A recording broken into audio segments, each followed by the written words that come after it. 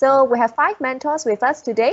They have been volunteering with AiSP through the Ladies in Cyber Mentorship Program. So we'll just go around to do a short introduction about what they do in their current job. So maybe for simplicity, I'll go by Alpha order. I'll go with Elena first. Elena, you want to do a short intro of what you're doing right now? Okay, right. Thank you. So thanks, Yvonne. So hi everyone. My name is Elena. So my day job is a senior cybersecurity engineer in LTA. So basically, I work on securing connected autonomous vehicles for my day-to-day job. Catherine, would you like to talk about what you're doing right now in your current job?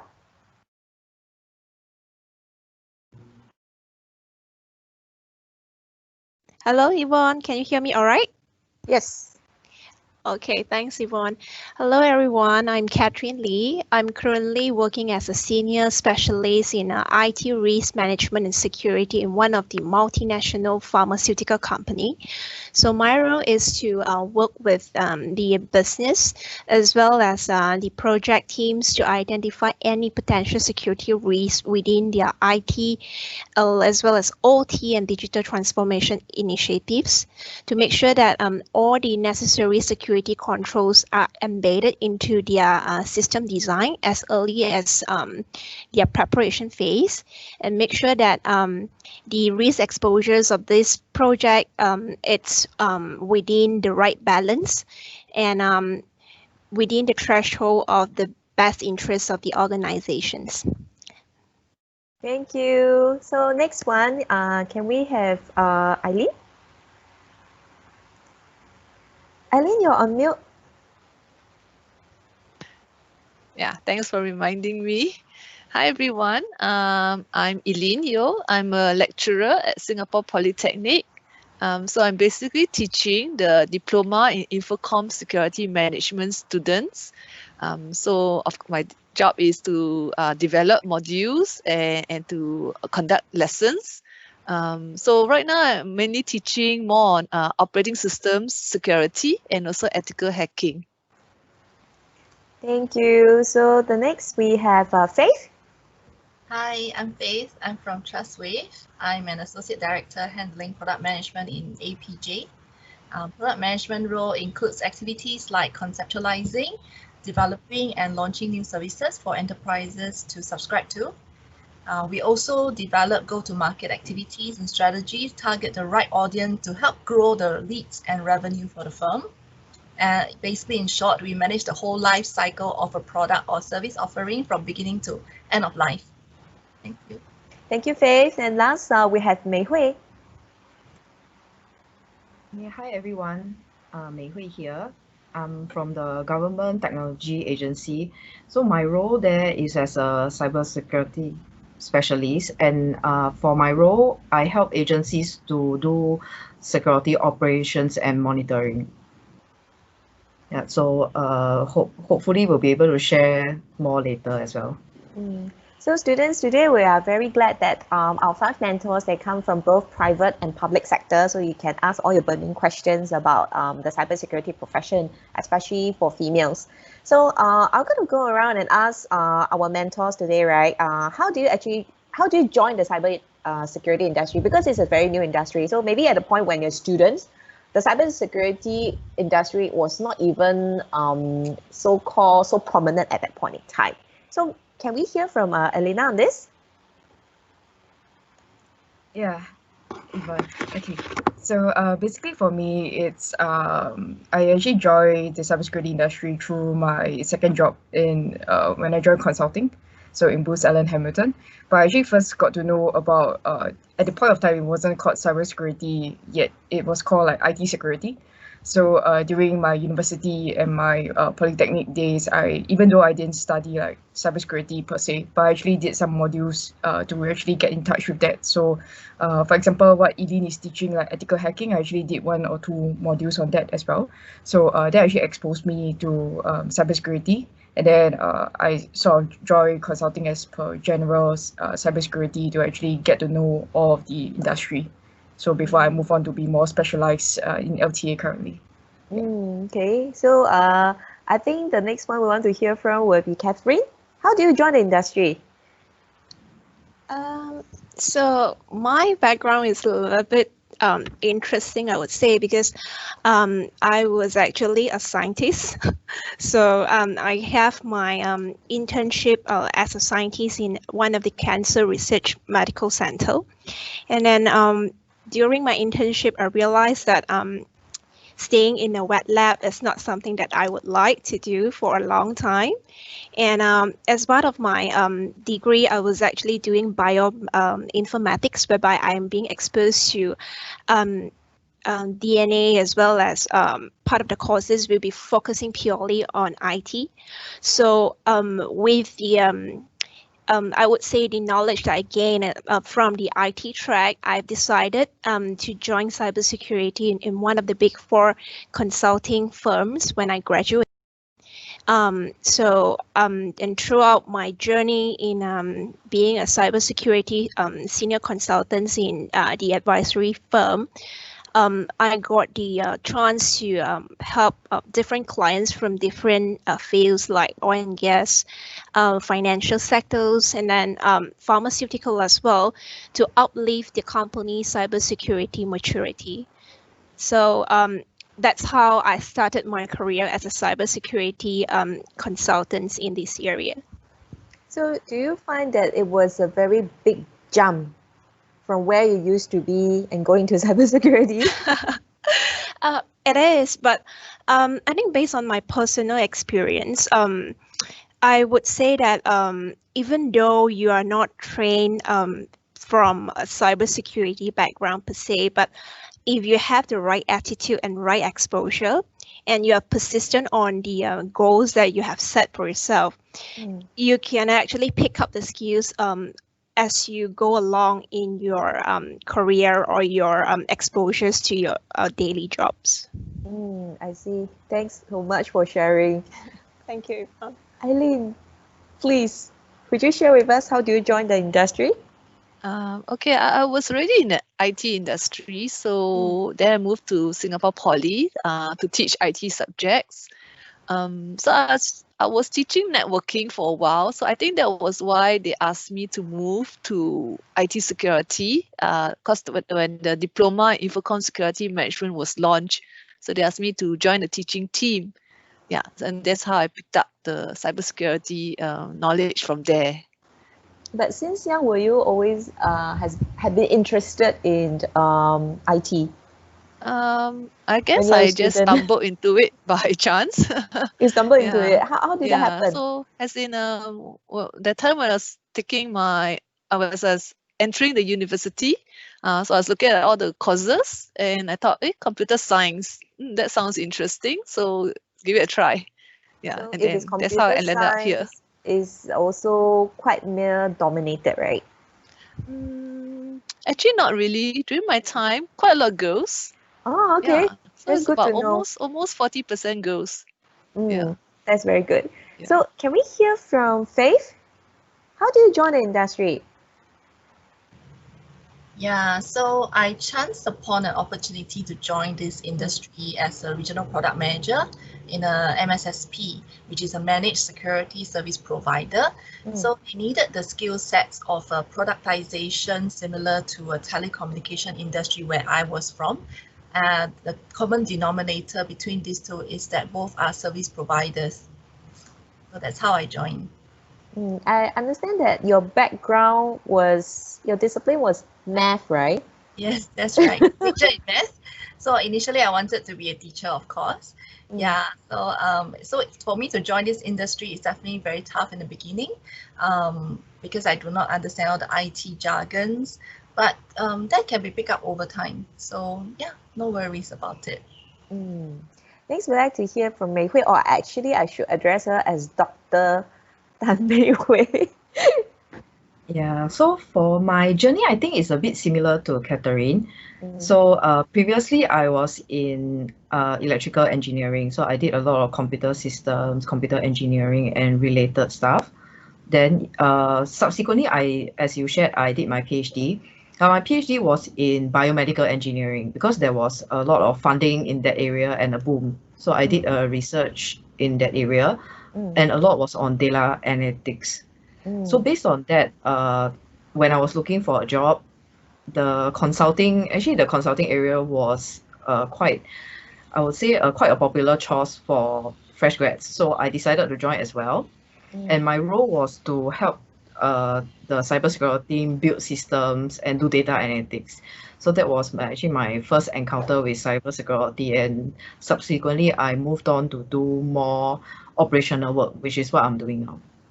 I see. And as I think, just to let the student know, in case they don't know what is government technology agency, right? It's actually GovTech. You know all about the Trace Together token and things like that, and all the digital tools that helping us to make our day-to-day life, and also what we can use on the e-government service, right? GovTech actually has a big role to play in this. Okay, so we can ask Mei Hui all these questions in the Q&A later. So, okay, for my next question, maybe I'd like to go back to Mei Hui first. What do you like about cybersecurity and your job so far?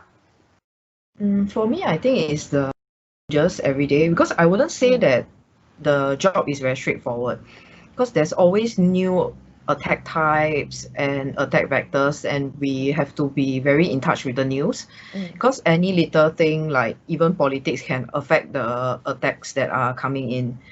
So what I enjoy is that I get to learn new things every day, and it's actually a very exciting area to be in now. I see. Faith, how about yourself? What do you like about cybersecurity? Yeah, similar to Mei Hui. I actually like it because it's the dynamic changes, the dynamic landscape, and it is evolving year on year. So the fact that I never get bored as there are new cybersecurity products and services to learn is something that I really like. I see. How about Ellie? Yourself? Yeah, similar. It's always changing, new technologies. And it's also interesting to learn, how is it that, we can all sit at our places around Singapore and be connected. Because when you learn about cybersecurity, you have to learn the fundamentals, how networking works, how data flow from your laptop and to the servers, and then back to your laptop again. So I found that pretty interesting. And all the new learning how new attacks are being developed, are being created by hackers, and the new forms of defenses. Yeah, so it's always changing. And I like my job because I'm teaching, so I get to interact with the students. Yeah, so I find them very dynamic. It's always, every day is always different. Yeah. Okay, Catherine, what do you like about your job so far? So as my role is actually focusing on IT risk management and security, so most of the part we will have to not only dealing with the ever-changing, fast-growing environment of digital enhancement and so on, including like I think like AI, robotics, and big data. So I think this term is not new to anyone, and it's considered a popular term in nowadays. So as part of my job is also to make sure that the entire setup, as well as the design of the system, is able to comply to different countries' requirements, regulatory requirements, as well as privacy laws and regulatory needs from different countries. So in this diverse kind of, I would say, ecosystem, that is something that actually excites me to take a look at what are the specific requirements in terms of security and privacies in order to ensure that the data that we are sharing with our business partner, as well as the data that we are collecting from the end users, are being protected in a secure manner. Especially now, data is widely proliferated across all platforms. So things that is our day-to-day life, whether is it transaction, or maybe how many times do we visit a doctor, and also how many times do we do internet banking transaction, all these things are aggregated. so that the government can also plan for better services to the citizen. And also, I think service providers are also looking into what are the more better ways that they can serve us, and especially those who are not so technically inclined, like maybe the elderly, and also maybe for those folks who may have a language barrier, but maybe from the interface itself it's easier and very intuitive for them to use the data as well. So thank you so much, Mentor. So I'm going to come to this question that is a little bit sensitive. How do you manage in a male-dominant workplace so far? I think some of you have given us hope that now the balance is changing. Even for our cohort in the ITE, there are more girls are going into this field. And of course, we hope to encourage more women to stay on into this industry as well, because cybersecurity is something that when you start going into it and you develop new skill, you start to become more experienced and become a subject matter expert as well. So I'd like to ask Elena this question, because I know her two biggest passions so far is cybersecurity and cars. So I want to know more about how she managed in a more workplace that is like male dominated. Yeah, Yvonne. So I actually never really thought about the question until it's really asked, because because my background, I'm from IIE also, I'm from engineering. So basically since during tertiary education days, I've been always mixed around in a very male dominated industry. But I would say do not let this type of discriminatory thoughts affect me. So since I'm very passionate about this field, so ever since I started on this field, there are only two thoughts I give to myself. So to improve myself as a practitioner and a professional. So it doesn't really matter if it's a male-dominated workplace. So as long as you communicate well with your peers, I think that is fine. Yeah. So some of this idea could be because we give ourselves additional pressure, right? Actually, the guys don't really matter whether we are women or male. As long as we are working together, it's fine. Okay. What's Catherine takes on this? I would say that because as the world is, from different industries, is actually driving for diversity and inclusion. And we can see that there's lots of organization, whether be it a non-profit double organizations or some professional society, they're actually offering a lots of helps in supporting women in tech as well as in cybersecurity. So to me, I think that whether we are male or female, we are being given equal opportunity to speak up our ideas, and as long as we do not afraid to communicate our ideas and thoughts, I think that our voices will be heard in these areas. Thank you. Eileen, does any of your female students ask you for advice that if they're going to join this industry, they feel they're being outnumbered because there are more guys? Yeah, so actually this question never came up. Good. It's like, so it's like for me, I never thought that it's a male-dominated industry. You know, you just do your job, like you said. Everyone is treated equally. I did ask some of my female students how they feel like being only 2 or 3 of them in a class of 20. The rest are all male, and they say actually it's okay. They got used to it, and they just interact with everyone equally. So maybe the question I want to pose to Faith is that in your current organization, or maybe in the previous organization, right, do you feel that the culture-wise is trying to encourage a more diverse workplace? Male and female can all contribute together. Yes, definitely, of course. So about this question, how do I manage, right? Frankly, I'm similar to like the rest of the mentors. There isn't much issue actually working in a male-dominating environment, because organizations are all all professional corporations. So the worry is actually unfounded, and on the contrary, like what you mentioned, they have make initiatives and also being conscious that they do have diversity in the workplace. So they appreciate that differences in the contributions and value to the company. Thank you so much. So can I have Mei Hui to share your take on this?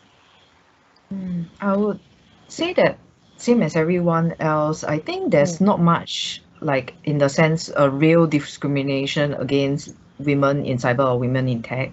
So the culture in Singapore, most of the guys are very supportive, even if you are the, like, say, the minority in some of the either causes or in the project, even at work. So I think most of the bosses that I have interacted with are also very supportive, so very helpful for the team's learning journey, regardless you're a guy or a girl, and also have very supportive lady bosses and mentors as well. So I think that also helps a lot to actually have maybe a female mentor, which I think AiSP is also helping out with in the industry to do such matching. And because for some of the girls, they may be a bit more shy to ask questions. So I would say that such programs actually would help. Thank you, Mei Hui. I think for that question, it actually streamed from some of the feedback we got from parents of students, female students, because they thought that the industry is male dominated, so they don't think that it is appropriate for their daughters to go into the industry, especially when maybe they are not very clear about what it entails. So we do strongly encourage that if, let's say, some of your parents have any question about whether girls should join this industry, we hope that you can ask them to refer to this YouTube video. Okay, so I'm going to the Q&A segment for today's talk. May I know, students, do you have any questions? I know that you're year one and you could be very shy because today is the first time you see us. But if you have any question, just raise your hand. You can speak up or you can actually type into the chat function. Okay, so now I'm going to ask the mentor to go down to the memory lane. Think about what you want to do when you're a student, what you aspire to do. So maybe I would like to ask Elena, what job do you aspire to take when you're a student? Definitely not cybersecurity. I actually wanted to be something related to IT. I actually did think about cybersecurity in the first place, but I was looking at more of a trader, to be in the trading industry. Oh, okay. So it can be metals trader or even oil and gas trader, so on and so forth. Wow. Hence, that's why my first job, I actually joined oil and gas industry, but in the IT sector. So I was actually thinking if I could actually move laterally across to being in the trading industry. But as I progressed further, I was thinking that, maybe I should go back to taking cybersecurity, since that is one of my topics that I really like. So that wasn't really one of my first choices to begin with, but it has always been lingering on in my mind. So actually eventually end up to be where I really love as well. So your earliest memory, right, is Yeah. when you're a kid, right? What you want to be? Uh, Cannot be trader. the funniest thing is actually, because I love animals, I wanted to be a zookeeper. That's a good vocation. So that was what I really wanted. I mean, like, there's a lot of things that when you ask yourself when you're young, right? A lot of people say they want to be a businesswoman, they want to be like an air stewardess, because the job is glamorous and stuff. But for me, because I love animals, so I actually wanted to be a zookeeper. But when we grow up, but probably that would be my retirement job. I don't know. Yeah. Thank you. Catherine, how about yourself? What you want to be when you're in school? When I was young, I actually aspired to be a scientist or a pharmacist. But then, as I've experienced myself as a scientist when I was doing my internship in cancer research labs, I do realize that working with test tubes and then all the specimens in the lab is not something that I would like to do. But since part of my courses as bioinformaticians is also dealing with big data, especially on genetics data.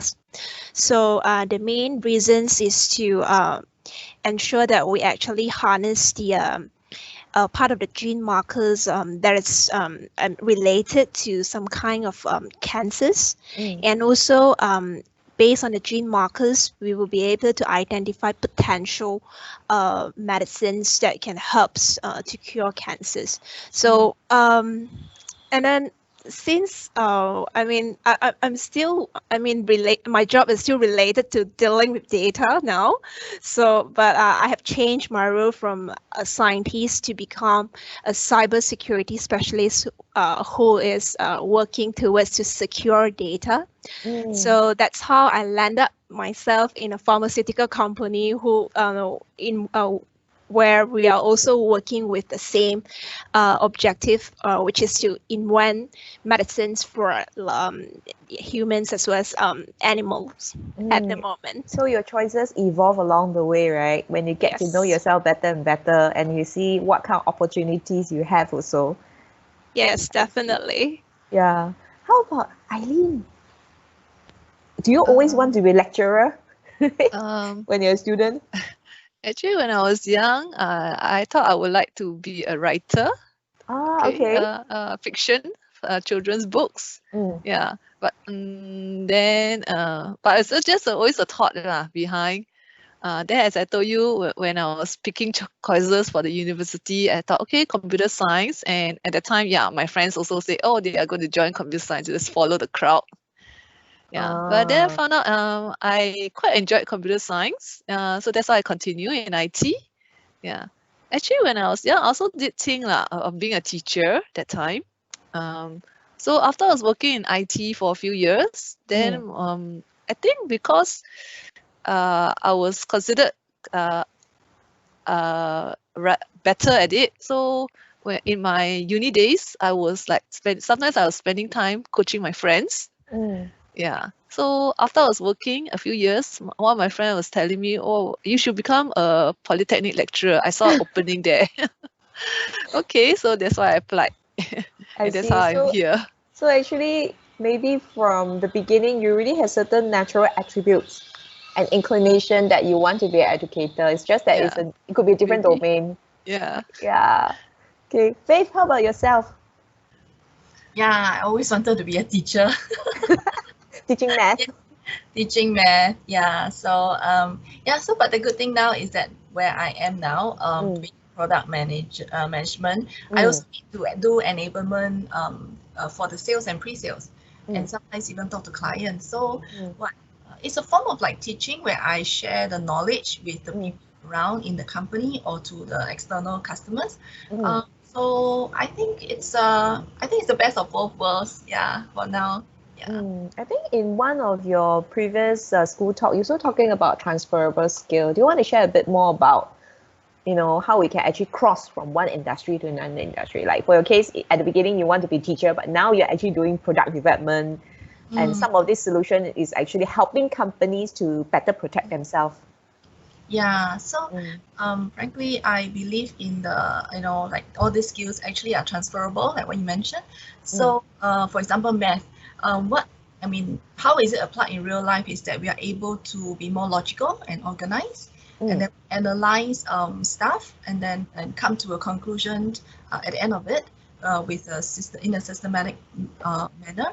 So it can be applied in the real life environment when we solve problems, real problems that customers face. So we can apply such skills in the environment as well. So as for the product management piece, apparently, it can also be transferred from one industry to another, because the life cycle is the same, whereby it's like giving birth. You conceive a baby, then you after 9 months you deliver the baby, then after that you take care of the baby after you deliver. So it's also the same, just that the product that we handle is different at all times whenever we try something new. So yeah, I think it's all the skill sets are transferable. Even like you're doing sales, you can be doing sales in an IT environment, in a non-IT environment, but later on you can also move to IT, cybersecurity environment. You just need to pick up all this knowledge, and then you sell and pitch to the client. Product managers ourselves, we will actually help the sales and teach them how to pitch. Yeah. So I think I would like to find out from Mei Hui what she aspired to be when she was a student. I would say when I was studying, initially I wanted to be an engineer because I like to see things being created and that sort of satisfaction, you know, getting something done. So that's why I went to electrical engineering. And subsequently, I think the journey towards a more IT and cybersecurity career evolved along the way. Actually, it took about 10 years, I would say. So because honestly, during that time, there wasn't any courses in cybersecurity. What we learned, actually, I think close to what Faith mentioned, a lot were in mathematics. So my first encounter with cybersecurity was learning encryption in mathematics. Then, of course, the skills transferred to data. So doing a lot of data analysis, and eventually the data analysis could be applied to different areas of work.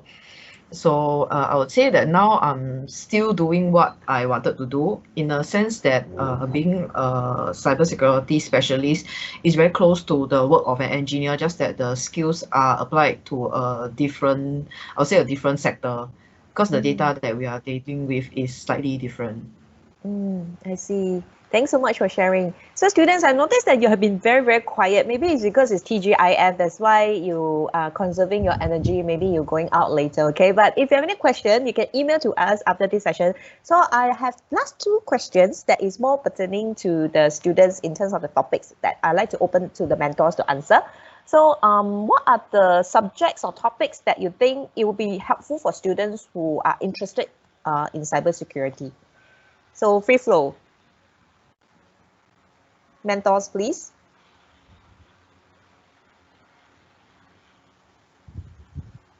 Okay, so if let's say you are aspiring to take up technical roles in this industry, of course, you should try to major in IT or cybersecurity will be helpful. Otherwise, for non-technical roles like myself, major in business, marketing, math, yeah, it's all good. Yeah. Thank you. Yeah, same for my role. So I'm actually focusing on risk management and governance. So I also want to highlight that, because I think most of the people are actually having a perceptions that cybersecurity is mostly on technical areas, whereby there will be hackings, codings, as well as incident responses, involved. And then, but I also want to highlight that cybersecurity is not only on the areas that I've just mentioned, but there's also other areas which is non-technical, involving like cybersecurity transformation strategy. How do you help your business to understand the IT security risks within their business, and how to prioritize the IT security investment in order to help the companies to better secure the system as well as data. So if in that sense, I would say the understanding of IT security and conveying the message in the business term is something or a very important skills to master, because if you talk to business or the key stakeholders in a very sophisticated technical jargons such as DDoS and then and more other technical terms, they might not know what is the business impacts if they got DDoS attack. So we need to put it into a business term so that they know that what could be the potential negative impact to the business. So I think that is something, that is important to learn as well as to master as we move along in this career path. Thank you, Catherine. So any mentors want to answer the question about what kind of subjects or topics that would be helpful to the students interested in cybersecurity? Yeah, I think if, let's say, you are interested to pursue a diploma in this area in the polytechnics, because we would teach you technical skills and we would teach you programming. So interest in networking, coding, operating systems would be advantage. Yeah. But like what Faith and Catherine has mentioned, there are also other job roles in cybersecurity. In fact, some of our graduates, some of them are working in more non-technical roles, like they are product managers, or they are liaising with contractors and vendors. So having this having technical knowledge is useful, but they would say having the communication skills, project management, and being able to draft up policies and procedures for the organization. So those skills also are quite vital for them. Thank you so much. Mei Hui, do you have anything to add on? I would say I share the same sentiments, and also one of the advice I could share is that even you started late in taking the classes or courses, I would say that always keep the option open. Don't limit yourself to like one area, because cybersecurity is very, very diverse. So there's always different areas that you can start off in, be it in the technical path or the non-technical path. Yeah. And along the way also, if you don't have the, let's say, the programming knowledge, you can also take other kind of technical certifications that will be helpful. So I would say that always keep your option open. Even after you have selected your course, there's always things that you can learn along the way. Elena, how about you? I know you like to be a zookeeper. Okay, I'm right. So the thing is, some of the subjects or topics I feel that will be useful is mathematics. So mathematics is definitely essential in terms of calculations and stuff, and then critical thinking. So you need critical thinking to actually solve problems, to think out of the box. So even if you are approaching a problem, or even doing even incident response, or even like pen testing, you need to look at things from a different perspective all the time. Yeah. And then lastly, it's also communication. So like what Catherine mentioned, it's actually important to actually translate all of these technical details over to the boardroom. If they don't understand what you are saying, you may not be able to get that kind of funding that you need. Yeah. So these three topics will be actually quite important from my journey into cyber. Yeah. Any advice you want to give to the students before we say bye? So probably just one tip is advice is that don't worry so much. Yeah, always have a why not attitude and just give it a shot if you have this opportunity. Okay, thank you, Faith. Faith is also our co-chair for Ladies in Cyber Charter as well. So I think mentors, thank you for making time today. Thank you. Thank you, for students. organizing Take this. Thank you very care. much. Thank Okay, you. bye-bye. Bye.